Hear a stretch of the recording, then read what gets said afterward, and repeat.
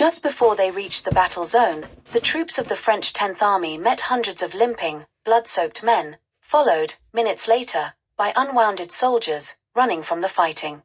As these deserters, many of them battle-hardened veterans, passed the disciplined ranks of troops, they shouted to them.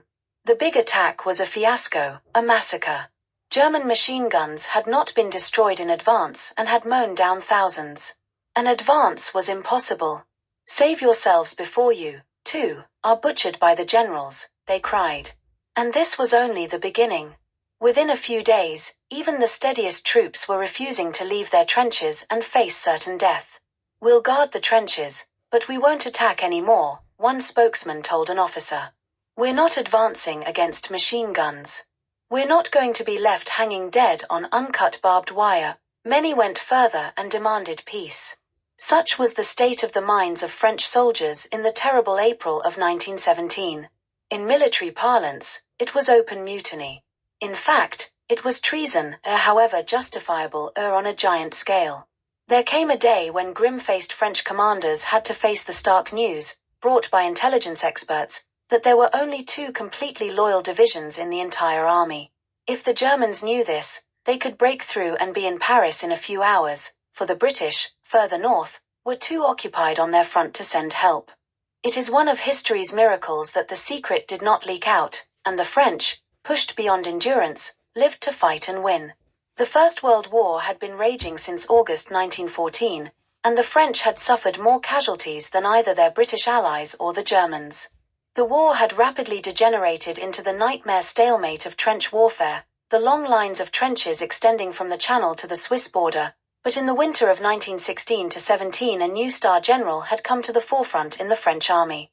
He had distinguished himself in the heroic defense of the fortress of Verdun the previous summer, and his name was Robert George Nivelle. He was given the supreme command of all the French armies on the Western Front and decided to launch a major offensive with violence and brutality as soon as possible. It would win or lose the war in 48 hours. Old soldiers had heard that one before, because a stupendous artillery barrage would have destroyed both the German barbed wire and machine guns before French troops climbed out of their trenches and went over the top. Things went wrong from the start, and by March the Germans had retreated to almost impregnable positions in the very area where the main attack was due to be launched, the slopes of the Chemin des Dames and the Crayon Plateau. Next, a German raiding party brought back a document giving details of Nivelle's master plan, and troops were rushed to the danger areas to meet the threat. The weather was appalling for weeks on end, and French morale was steadily undermined not only by cold and rain but by disgraceful delays in granting the men leave. Meanwhile, traitors and pacifists in Paris were sending revolutionary pamphlets to the men in the trenches, which hardly helped raise their spirits, and leading French politicians and generals began losing faith in Nivelle. Unfortunately, they did not stop the offensive. The gallant French infantry attacked on April 16, 1917 through rain and sleet and over churned-up mud. The survivors, who reached the barbed wire through a tornado of machine gun bullets, found it intact, like the guns. So much for the artillery barrage before the battle. Before the attack, the men's spirits had amazingly soared, but not now, and, incredibly, orders came through that many regiments must attack again, which shocked officers as much as men.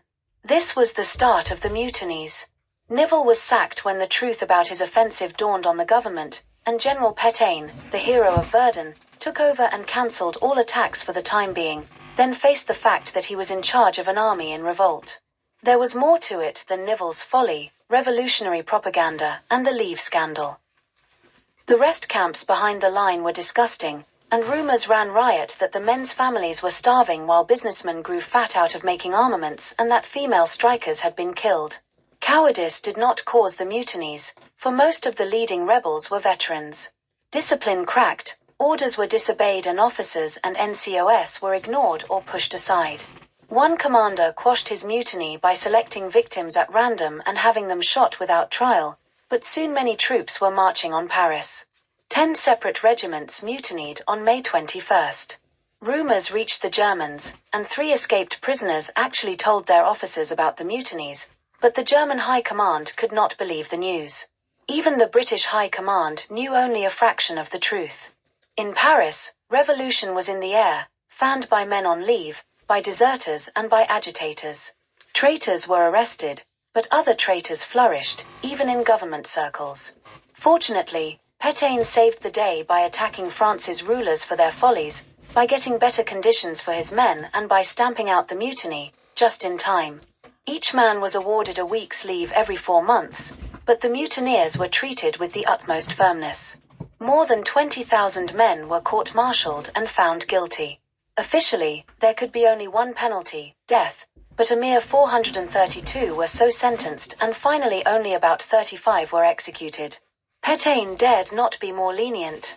How many were shot by commanders in the field will never be known. By July, discipline was restored and the mutinies were over. In the final victories of 1918, the French troops, their morale restored, played a great part. The traitors were now the victors, their mutinies, perhaps the most dangerous in history, one of history's best-kept secrets. Let no one think their story is a shameful one, for these were courageous men, taxed beyond endurance. The wonder is that the French soldier could survive such a searing experience after enduring nearly 3 years of blood, death, pain, and mud.